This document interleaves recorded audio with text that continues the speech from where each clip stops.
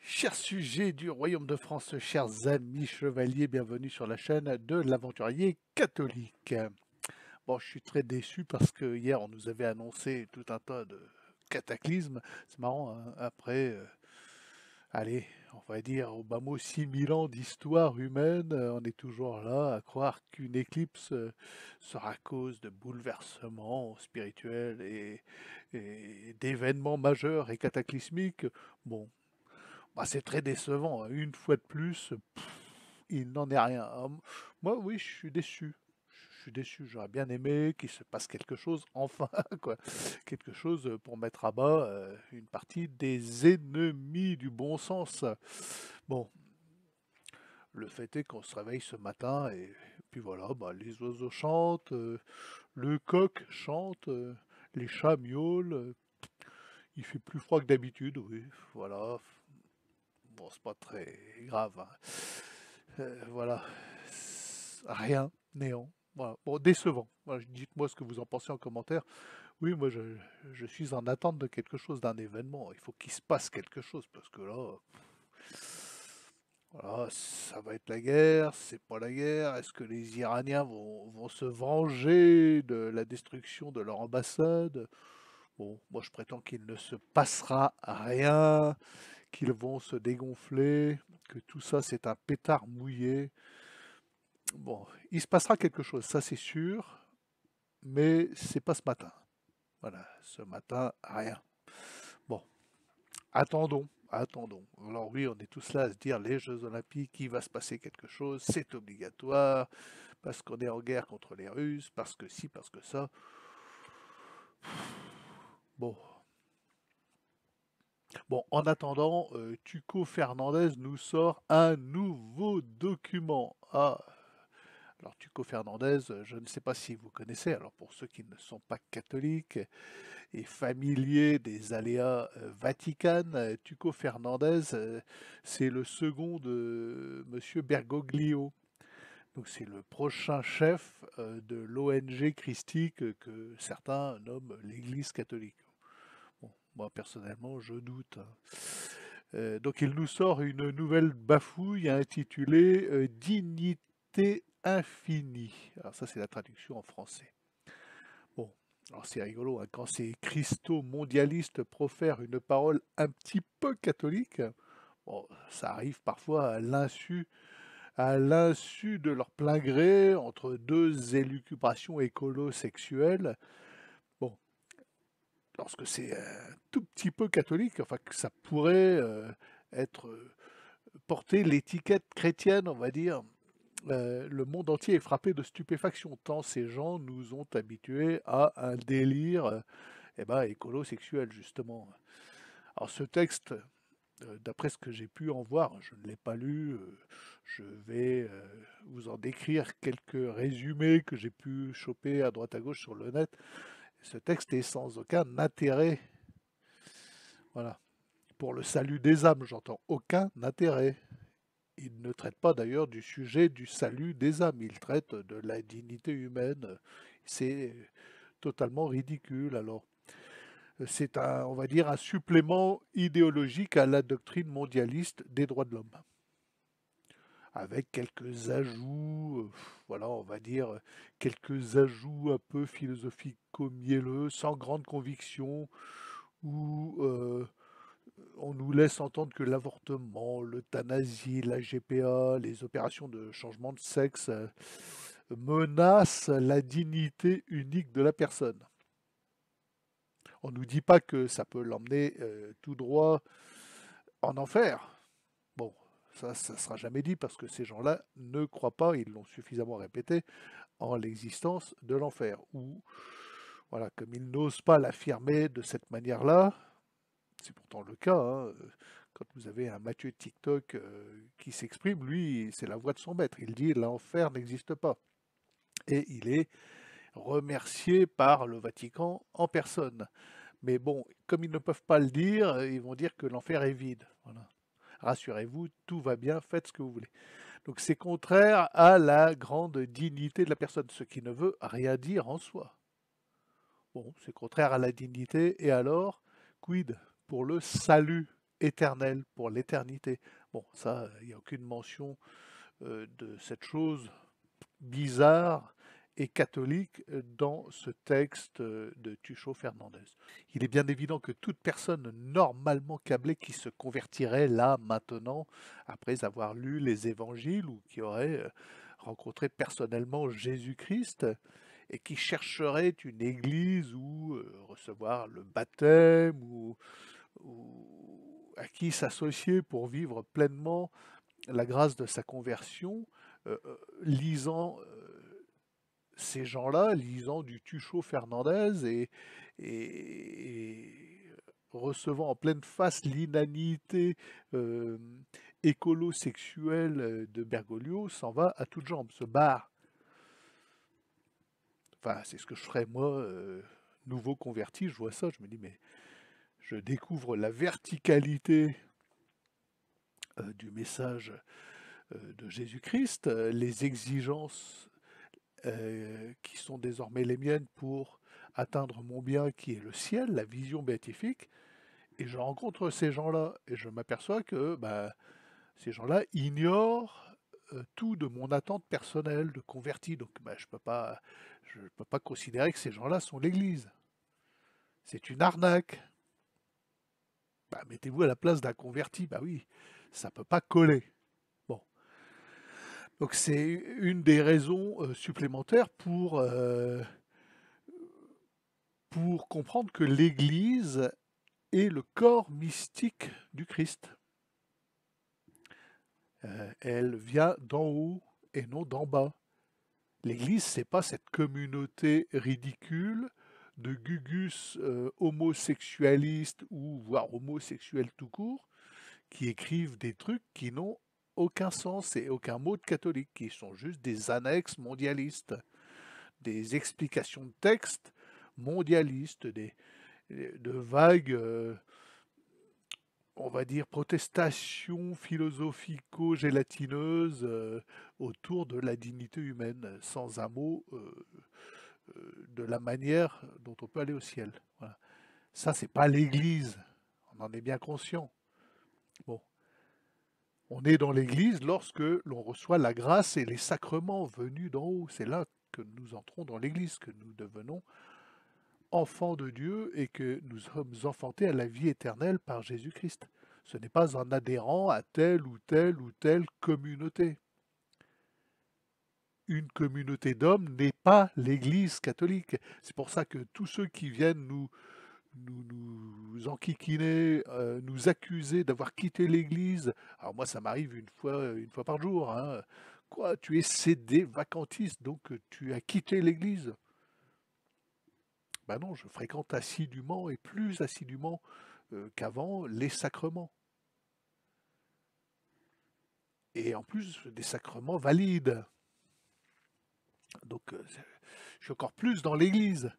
Alors, non, tu as quitté l'Église parce que tu ne fréquentes plus telle branche. Alors, en l'occurrence, ta branche, quand tu m'accuses de n'être plus dans l'Église, c'est une branche humaine pourrie. Donc, tu étais profondément débile, tu es imbécile, tu n'as pas compris ce qu'est l'Église. Surtout l'Église des derniers temps. Plus que jamais, l'Église des derniers temps, elle vient d'en haut. On entre dans une dimension proprement spirituelle et verticale. Ce n'est pas une communauté humaine. Moi, je n'ai aucun scrupule à ne pas fréquenter cette branche pourrie humaine, vaticane, incarnée par Bergoglio, Tuchot et la conférence des évêques de France. Tout ceci, c'est pas l'Église catholique. Bon, je sais pas. J'ai abordé la question hier dans ma réponse à François Cottard. Je pense qu'il est bon d'y revenir. Il y a quelques commentaires. Est-ce que vous voyez ce que moi j'essaye de dire? Alors j'ai peut-être tort. Oh, j'ai sûrement tort d'ailleurs, oui, c'est sûr, je ne suis pas théologien. Je ne parle qu'avec du bon sens de marin. Excusez-moi, c'est toujours l'allergie. Voilà. Et en plus, il y a eu apparemment du sable qui a été apporté avec le vent. Ça me fait un chat dans la gorge. Bon, bah voilà quoi. Euh, il suffit pas de dire Seigneur, Seigneur pour être dans l'église. Ou, ou de prendre sa carte de membre de telle communauté qui se prétend être l'église. Les apôtres des derniers temps, moi j'ai entendu ça, le baratin de la communauté Saint-Jean, nous sommes les apôtres. Bah, t'es que dalle, t'es que dalle. T'es rien du tout, mon gars, quand on voit le résultat. Moi, je critique la communauté Saint-Jean, oui, ça j'ai une dent contre eux. Pas tous les frères, il y a sûrement des gentils frères. Voilà, hier je téléphonais encore à un ami frère de la communauté Saint-Jean, qui va pas très bien et dont les jours sont comptés. Voilà, prions pour lui. Et qui lui, bah, au soir de sa vie, ouvre les yeux, hein, ça c'est évident. Il se rend compte de l'arnaque. Eh ouais, bon, ce sont des choses qui arrivent. Alors, question à traiter importante, alors peut-être que j'y reviendrai. Il y a de grands bruits en ce moment sur tout le net, sur toute la toile. Faut-il ou non, pour notre sécurité et notre survie, quitter la France? Vendre ce qu'on possède en France et s'arracher. Partir. Se mettre en sécurité. Alors, je mets des guillemets à sécurité parce que euh, je vois pas où. Ou si jamais ça part en bisbille totale et mondiale, ou partir en sécurité. Vous irez remonter à mes premières vidéos, vous verrez que depuis des années, je vous incite, vous, citadins, à prendre des mesures de préservation de vos familles, à monter dans les montagnes, à investir dans des refuges, quitte à n'acheter qu'un bout de forêt, ou un bout de terrain, ou une ruine, peu importe. Il y avait, j'allais dire il y a, mais malheureusement il n'y a plus, depuis l'affaire du Covid, maintenant c'est introuvable, hein. Une petite fermette comme la mienne là, avec en fait 2 fermettes sur un lopin avec une source, un potager de 1000 m², c'est introuvable. Perché sur une montagne avec la vue à l'infini, si c'est trouvable évidemment, mais les prix ont doublé. Bon, et je suis pas vendeur pour la raison simple, c'est que non, non, si on a fait ce qu'il fallait et qu'on a agi en conséquence des événements à venir il y a 10 ans, il y a 5 ans, il y a 3 ans, il y a 4 ans, eh bien, je préfère être ici sur mon plateau du Livradois Forez que perdu je ne sais où, en Roumanie, en Russie, en Bulgarie, en Amérique centrale, en Amérique du Sud, en Asie, en Australie, ah non, pitié quoi. En Nouvelle-Zélande, sur une île, n'importe où. Non, non, non, non, il n'y a pas mieux qu'ici. Sérieux, il n'y a pas mieux qu'ici. Ici, je suis en mesure d'organiser de la résistance. On voit venir des ennemis, on a des relations de voisinage qui peuvent permettre d'assurer une certaine défense du terrain, du territoire, on va dire, de la commune. On a du gibier à profusion. Il n'y a pas un matin où dans le champ, là, juste derrière, là, à 50 mètres de la maison, de la limite de mon bout de terrain, il y a des chevreuils broutants. Ça grouille de sangliers, ça grouille de lièvres. On a de l'eau, on a la hauteur, on a la vue, on a une certaine forme d'inaccessibilité parce qu'il faut arriver jusqu'à chez moi.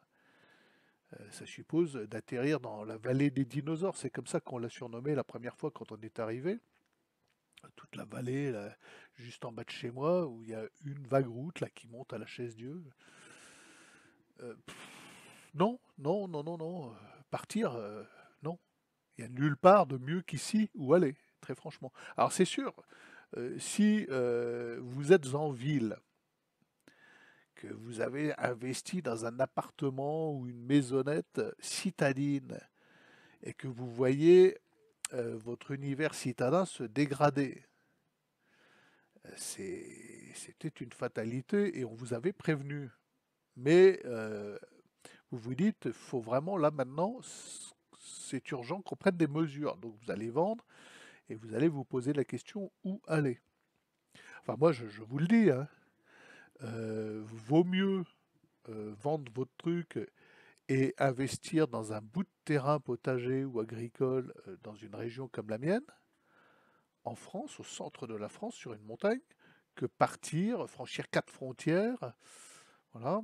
Il vaut mieux organiser de la résistance chez soi, dans un lieu où on parle la langue, où on connaît le coût de la vie, où on est capable de créer des relations directes de voisinage, à condition de pas devenir le bobo débile des villes qui arrive dans les champs et qui va faire un procès parce que mon coq passe son temps à chanter. Euh, Moi, j'aime mon coq qui chante. Mon voisin aime mon coq qui chante. C'est un fou, il est rigolo. C'est un coq psychopathe. Bon, à condition de vous comporter normalement, ici, vous avez moyen de laisser passer l'orage. Ça, c'est une évidence. Plutôt que dans un pays où vous ne parlerez pas la langue, où vous n'aurez aucune assurance de pouvoir être vraiment propriétaire, où vous serez regardé euh, en tant que petit Macron, parce que Macron nous a mis la honte partout à l'international. Bon, ici, on est tous dans le même bateau. Non, non, non, moi je pense que si vous avez la possibilité, bah, vaut mieux acheter un terrain agricole et un gros mobil-home et squatter votre terrain agricole,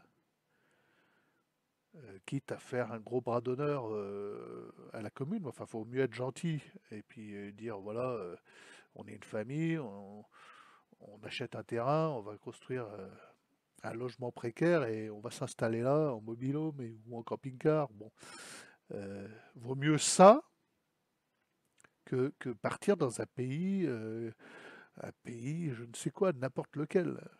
L'Amérique, bon, voilà, c'est mon avis personnel. Quitter la France, non. Vaut mieux s'organiser en résistant ici. Je pense que c'est préférable. Voilà. Alors, si moi, je vous dis, je vais partir en bateau à voile, mais je quitte pas mon camp de base. Je n'abandonne pas mon camp de base auvergnat pour rien au monde. Voilà. Je pars faire un petit tour d'aventure en mer, c'est tout. Mais je- j'ai toujours ma sécurité ici. Ici, c'est la sécurité.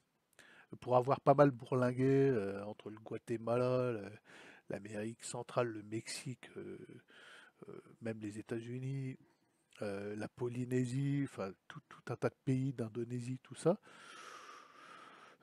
Partout, on s'est posé la question, est-ce qu'on pourrait rester? Mais quand il a fallu s'installer quelque part, ça a été l'évidence. C'est la sécurité, c'est ici, quoi. Nulle part ailleurs. Je vous le dis, hein. L'esprit français, c'est un esprit rassurant par rapport à tous les autres esprits du monde. Alors, je ne vous parle pas des nouveaux Français, hein. Voilà. Ah oui, j'ai été choqué de voir ces images de la foire du trône. C'est choquant. Il y a plusieurs médias qui en ont parlé, là. Euh, c'est choquant. Moi, j'allais à la foire du trône quand j'étais gamin avec ma grand-mère. C'était pour les enfants, c'était paisible. Là, la foire du trône, c'est choquant. Plus personne ne peut aller à la foire du trône. C'est la nouvelle France. Les amis, cette faune-là, elle ne peut pas arriver chez moi, c'est pas possible. La capacité de survie de cette faune qui a envahi la foire du trône hier ou avant-hier, la capacité de survie dans ma région est nulle. Je vous le dis, hein. Zéro. Voilà. Bon, voilà pour cette petite réflexion du jour, les amis. Bon, on attend toujours cette fameuse comète. Le CERN a fait tourner son bastringue. Je ne sais pas le résultat du truc, peu importe, de toute façon, ils sont en pleine élucubration au CERN. Mais ça, conjointement avec l'éclipse solaire et l'apparition de la comète et je ne sais quoi, il devait, oh là là, il devait se passer quelque chose. Tous les astrologues de pacotille nous ont annoncé quelque chose. Je suis très déçu, je vous le dis, très déçu. Bon les amis, abonnez-vous et à demain peut-être.